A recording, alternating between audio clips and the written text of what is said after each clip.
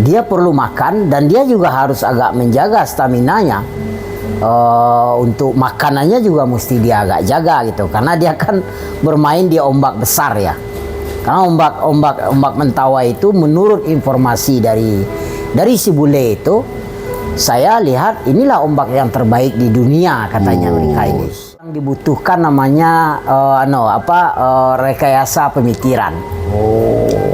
Nah, memang merekayasa pemikiran seperti ini juga tidak mudah sebenarnya.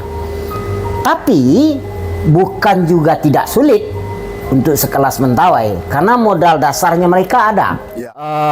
Kan kita lengkapi. Jadi di samping kita sebagai orang pemberdayaan yang masuk, nah kaum akademik juga ikut mendampingi di situ. Nah, salah satu yang yang ikut di sana itu Universitas Andalas.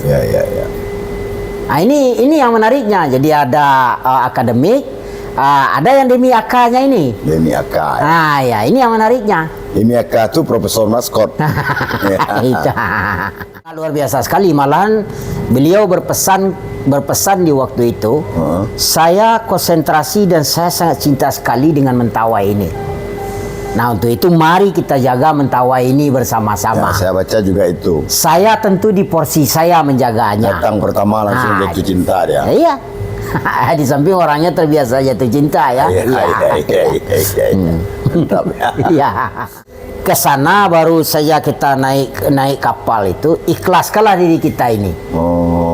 Nah, ikhlaskan aja, kita anggap aja kita pergi jihad ke sana. Oke. Top 100 channel emang tukang otak paten. Malam bro semua, pemirsa Top 100 channel, bagian dari Klik Siar TV. Malam ini saya mengundang seorang, bagi saya orang hebat. Bahkan saya berani mengatakan dia itu Profesor Maskot saya panggil. Nama aslinya Masril Koto. Kita akan mengupas tentang potensi lain di Siberut selain potensi wisata bahari yang mendunia. Bahkan seorang bule pun mengatakan ombak Siberut itu lebih bagus daripada ombaknya Hawaii. Masril Koto malam ini meluangkan waktunya di tengah kesibukan mengendos sebuah pemberdayaan. Mengapa beliau saya katakan Profesor Maskot?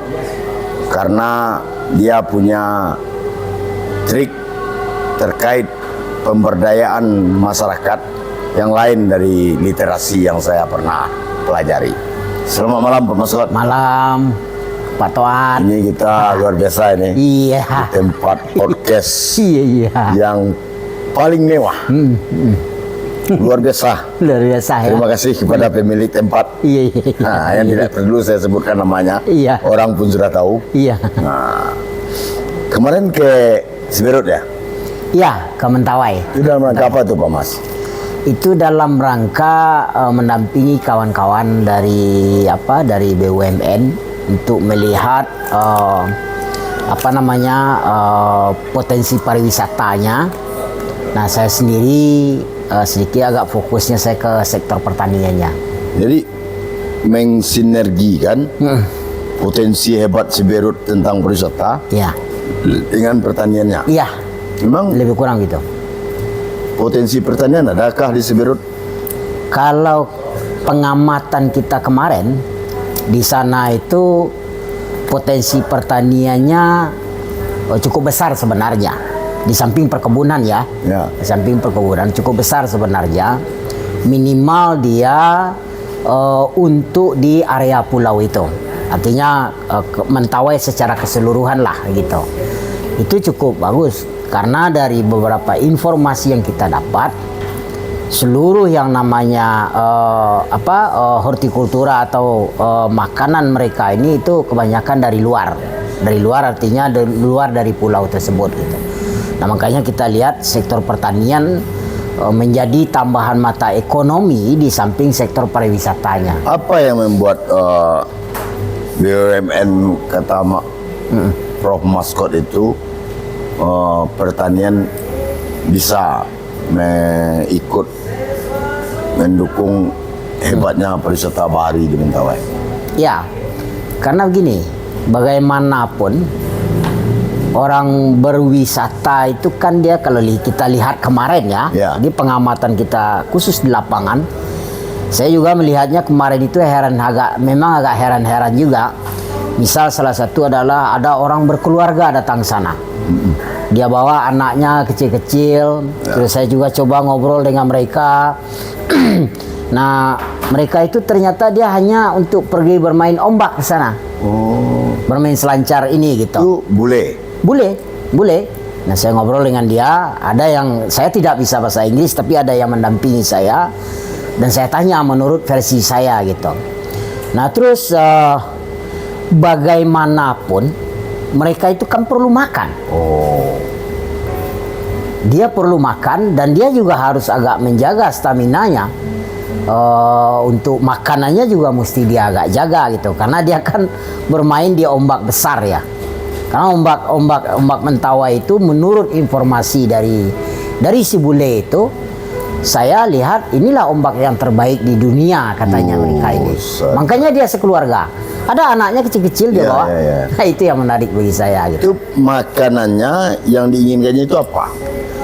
Kalau orang kita kan taunya bule itu makan roti. Ya. Nah, apalagi yang diinginkannya, masa mau bangun pabrik roti kita di Mentawai? Tidak mungkin. Nah, mereka makan salad. Salad. Salad di orang Eropa ini, kalau di kita kan pical sebenarnya. Iya. Nah, ya misalnya model pical pesasikai ya. Nah, itu kan salad kalau di orang luar negeri ya. Salad ya. Nah, ya, salad. Nah, mereka sebenarnya butuhnya ya sayur-sayuran. Justru yang organik dan segar. Karena dia memang makan mentah gitu aja. Nah, itu yang kita lihat kemarin. Tanah Siberut itu berpotensi menurut Mama? Dari beberapa tanah itu berpotensi. Sungguh pun tidak semuanya ya. Karena tanah itu ada yang tanah gambut juga gitu. Terus dia kan juga agak rentan terhadap banjir ya. Daerah pinggir itu agak banjir, artinya pasang naik, air juga naik dia ke atas gitu. Tapi bukan berarti daerah itu tidak bisa kita develop dia untuk menjadi sentra pertanian khusus kepulauan gitu. Ya, mengapa Injorne mau gitu, Mama? Nah, ini yang kemarin saya diskusi dengan kawan-kawan BUMN ini, kenapa mereka mau melakukan kegiatan seperti ini. Itu gambaran besarnya gimana loh kegiatan itu, program itu? Iya, gambaran besarnya ya, pemberdayaan dari nol sampai apa? Dari nol sampai jadi. Nah, justru itu yang saya heran. Karena kan yang saya tahu dari beberapa perusahaan ini kalau membuat program, mereka kan ada terbatas waktu, terbatas anggaran, hanya 6 bulan saja, atau yang ada dia penyerahan, penutupan sekalian. Nah, itu masyarakat ini dilepas saja. Iya. Nah, ini enggak. Enggak. Ini programnya mereka tahap awal ini 1 tahun. Waduh. Tahap awal ini 1 tahun sampai ada agen perubahannya di sana.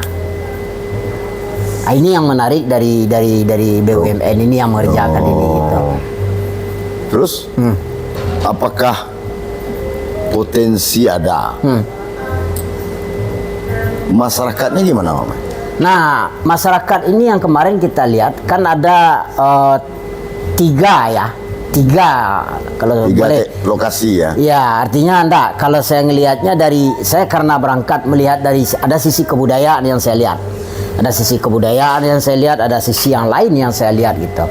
Di sana di dalam literasi kita lihat masyarakat Mentawai itu kan nggak antusias dengan bertani. Iya. Dia cuma laut sama mungkin hutan. Iya.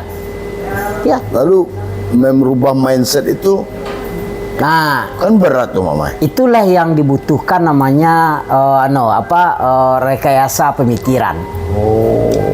Nah, memang merekayasa pemikiran seperti ini juga tidak mudah sebenarnya. Tapi bukan juga tidak sulit untuk sekelas Mentawai, karena modal dasarnya mereka ada. Ya. Nah, apa modal dasar mereka yang saya lihat? perempuannya tangguh-tangguh. Ya. Perempuannya tangguh-tangguh saya lihat dan cenderung patuh. Cenderung patuh sebenarnya kalau dia di-develop dengan benar dan diisi dengan benar gitu. Bukan omon-omon. Ya, bukan omon-omon atau mereka bukan hanya sekadar dikasih sekali habis itu kita tinggalkan gitu. Oh. Nah, itu modal dasar yang saya lihat kemarin itu. Makanya saya agak optimis sekali saya itu bisa kita lakukan. Apa yang membuat saya selaku host di podcast ini mengatakan maskot itu profesor maskot? Karena yang saya katakan tadi, ketika kita di dalam pemberdayaan itu ada teknik, skill, maskot ini, prof ini membalikkan teknik itu. Dia tidak cenderung menerima informasi yang sudah ada. Tapi Pak Maskot ini berkeliling mencari informasi supaya menumbuhkan apa benar ini, apa aktual ini, up to date ini. Ini kelebihannya dalam ilmu pemberdayaan yang saya dapat dari Pak Maskot ini. Oh, potensi ada, masyarakat pun bisa direkayasa pemikiran. Terus apa lagi? Banyak lagi yang lain. Bukan hanya itu saja, tapi berhasil saja kita satu merekayasa pemikirannya, pertanian itu akan terjadi sendiri dan nanti itu. Terjadi sendiri dan itu nanti, oh ternyata bertani ini butuh saya ini. Akhirnya dia sendiri mengakui bahwa ini kebutuhan kita. Bukan hanya sekedar untuk ke hutan saja atau berburu saja gitu. Nah, sekarang program dari BUMN itu berkesinambungan kata Mama. Setahun. Mungkin bisa lanjut tahun depan. Itu awalnya apa? Lahankah? Orangkah yang Pak Maskot beri masukan untuk melakukan pemberdayaan atau apa? Tahap awal yang akan kita lakukan adalah pemetaan. Apa yang kita petakan? Pertama yang kita petakan adalah orangnya. Orang itu menjadi penting. Alam bisa kita rekayasa. Bagi saya sih gambut ndak jadi masalah bagi saya. Mau gambut itu mau di pasir, mau di batu itu menanamnya, bagi saya ini tidak masalah. Karena itu kan soal ilmu pengetahuan yang dan masalah apa? Orang. Jadi setelah 2 minggu atau 3 minggu yang lalu lah misalnya, itu gimana kelanjutannya? Nah, saya ngelihat nih hasil observasi saya kemarin itu, orang menjadi kunci dan saya dapatkan ternyata karena keinginan dari BUMN-nya sendiri, kita harus melibatkan masyarakat Mentawai sendiri atau kita sebut namanya masyarakat asli gitu. Masyarakat lokal ya. Jadi harus terbesut dari bawah. Tidak top down ya. Enggak. Dan BUMN ini mewanti-wanti itu. Makanya saya mengambil peran lain, peran yang berbeda di dalam mendampingi kawan-kawan ini. Kawan-kawan kita yang di BUMN ini dia ada keliling ke sana, pidato, ceramah atau apa dan lain-lain memberikan atau mensosialisasikan. Nah, saya tidak. Saya ke kampung-kampungnya keliling-keliling, ketemu, ngobrol, terus kita cari juga ada nggak PPL di sana, penyuluh lapangannya. Ternyata penyuluh lapangan ada. Dan menurut saya infrastruktur pertaniannya itu cukup ada. Buktinya PPL ada. Dan PPL itu di setiap ini ada, setiap daerahnya. Nah, itu juga sudah modal dasar bagi kita. Di samping perempuan yang tadi. Perempuan Mentawai itu tangguh. Ya, saya tahu banget itu. Karena perempuan yang lebih banyak mencari nafkah ketimbang lagi. Benar. Bapak-bapaknya paling sagu lah. Mengolah sagu kan. Nah, itu yang membawa sagu itu perempuan. Benar. Nah, itu yang saya lihat kemarin. Makanya menjadi menarik dia ketika ini kita coba, dan ini berharap kita ini menjadi contoh bagi program CSR yang lain. Tidak sekedar Spartan saja. Inilah model yang akan kita buat. Inilah yang akan menjadi contoh untuk kepulauan yang lain nanti. Itu ada dokumentasi ada. Karena dia kan di situ kan kita ada pendidikan sekolah lapang. Bikin sekolah lapangan. Mesti kita buat sekolah lapangnya. Kapan mulai dibuka tuh? Nah ini kami lagi menyusun Schedule. schedule dengan kawan-kawan BUMN ini. Karena gini juga, kan kita lengkapi. Jadi di samping kita sebagai orang pemberdayaan yang masuk, nah kaum akademik juga ikut mendampingi di situ. Nah salah satu yang yang ikut di sana itu Universitas Andalas. Ya. Nah ini yang menariknya. Jadi ada akademik, ada yang demi AK-nya ini. Demi AK. Nah ya ini yang menariknya. Demi AK itu profesor maskot. Itu.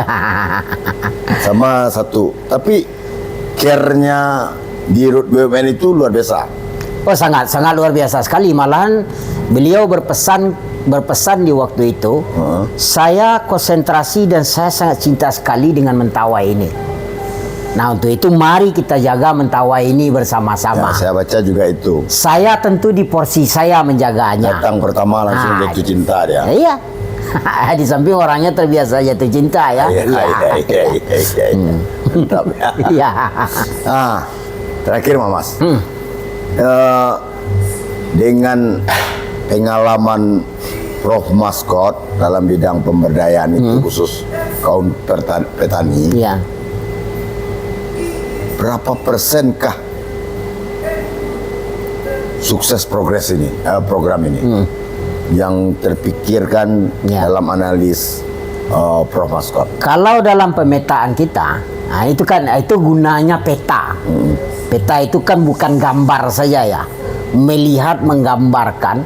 Karena udah harus dari awal itu juga kita track tentang resiko kegagalannya. Ya. Nah itu saya sudah lihat itu. Nah pertanyaannya tadi, berapa persen sih akan berhasil ini? Ya. Kan itu pertanyaannya. Iya. Saya boleh menyebutkan 80% berhasil ini nanti. Ya karena saya tahu ketika Pak Maskot datang di sana agak berkerit rekening Pak Maskot itu. Saya sebenarnya agak bergenit keningnya ini, agak berkerunyut keningnya ini. Ini kan karena melihat anunya saja, daerah seremonialnya aja. Ya enggak, daerah ini kok panas begini, ya, terus agak ini dan lain, kita malam-malam juga begadang gitu. Hanya soal fisik saja. Tapi Pak Toat perlu ketahui, saya sudah melakukan ini di Pentawai. enggak. Saya melakukan ini di Pulau Buru, di Maluku Utara. Iya. Nah, bedanya ada. Nah, bedanya di sana kalau di Mentawai, Kepulauan Mentawai ini persis di bibir laut. Nah, kalau kita di Pulau Buru itu masyarakat adat tapi di pinggir hutan. Ya. Nah, itu. Nah, metodologi adat, kebudayaan dan lain-lain ya, karakter orang ya. Saya lihat hampir sama. Kenapa? Orang di sana juga tidak berbudidaya. Tidak ada budidaya, dia hidupnya berburu. Ya. Apa yang ada? Apa yang ada. Nah, di samping itu juga ada satu yang menarik bagi saya, BUMN ini dia melihat dari perspektif yang berbeda. Ya, bahkan BUMN ini mengatakan menjadikan Mentawai daerah binaannya. Iya, menarik itu. Jarang itu ada, Tuan. Boleh kita cek. Nah gitu, nah yang menarik itu. Nah, dan dia melihatnya perspektif yang berbeda. Kalau dia misalnya BUMN pariwisata, harusnya dalam logika kita yang dia kerjakan adalah pariwisatanya. Ya, Misal betul. nih, Iya. dia panggil orang pariwisata atau dia membangun sesuatu untuk kepentingan pariwisata, Event misalnya kan. event pariwisata, apa dan lain-lain. Justru ini yang menarik adalah dia mengambil dari sisi yang berbeda. Nah ini yang membuat saya menjadi optimis. Membuat eye-catching ya. Iya, membuat membuat saya menjadi semangat gitu. Oh gitu. Karena apa? Karena dia mengambil sisi yang berbeda. Karena gini Tuan, satu lagi ini, bisalah BUMN ini masuk ke sana dan kita taruhlah misalnya 60% saja dia berhasil. Itu sudah sangat hebat sekali. Ya betul. Dengan segala risiko ini ya. Karena orang yang tidak terbiasa budidaya. Terus di sana kita mesti melibatkan masyarakat asli yang tidak terbiasa budidaya. Cuaca, potensi Macam-macam di sana itu. Makanya ke sana baru saja kita naik kapal itu, ikhlaskanlah diri kita ini. Oh, Nah, ikhlaskan aja, kita anggap aja kita pergi jihad ke sana. oke. Mas pergi jihad ke Siberut, Ya. memberdayakan masyarakat. Tuh. Ya kan? Ya. Oke, Mas. Terakhir, dengan adanya program ini dan Siberut dibudidayakan masyarakatnya untuk mau bertani, karena pertanian ini akan menunjang sektor pariwisata bahari yang membahana di Siberut itu. Closing statement Mas terhadap program CSR BUMN dengan masyarakat dan dengan potensi yang dimiliki di sektor pertanian di Siberut sana. Kalau saya sederhana sekali sebenarnya yang saya minta itu. Yang saya minta adalah pemerintah setempat. Ketika orang sudah datang membawa air atau membawa pengetahuan ini, ayo kita serius bersama-sama. Karena apa? Potensi kita cukup besar, nilai ekonominya juga cukup besar di sana, dan kita juga tidak mau masyarakat itu hanya juga menjadi penonton saja. Ya. Atau masyarakat hanya mengemas-ngemaskan sampahnya saja. Ya. Nanti sampahnya berleak-leak di sana, yang disalahkan masyarakat. Ya. Sementara waktu itu perbuatan-perbuatan dari orang para wisatawan ini, misalnya itu. Nah, untuk itu mari kita bersama-sama berkolaborasi. Ini kan menarik nih. Ya. Ada akademik, ada di sini BUMN-nya, ada di sini kita orang sosial atau orang pemberdayaannya gitu. Dan saya kenapa sangat semangat sekali? Karena saya didukung oleh senior-senior kita yang di pertanian. Iya. Orang tua-tua pertanian turun dia, saya akan kawal katanya dia. Ini yang menarik. Itu kira-kira tuh. Siap. Itulah Prof Maskot dengan skill atau kemampuannya dalam melakukan pemberdayaan terhadap masyarakat petani di hampir di seluruh negeri. Sebenarnya Pak Maskot ini sudah melalang buana kemana-mana, dan sekarang dia fokus ke Siberut, Kepulauan Mentawai, dalam rangka menyukseskan program CSR dari sebuah BUMN pariwisata yang namanya cukup terkenal, Injourney. Ini yang akan menentukan berkesinambungankah, berhasilkah ada dengan Prof Maskot dan tim dari BUMN tersebut. Terima kasih. Ya, sama-sama. Prof Maskot, luar biasa Ya. sharing kita, podcast kita malam ini di tempat yang bintang 9 kalau Iya, tidak. 9 ya. Terima kasih. Ya. Salam.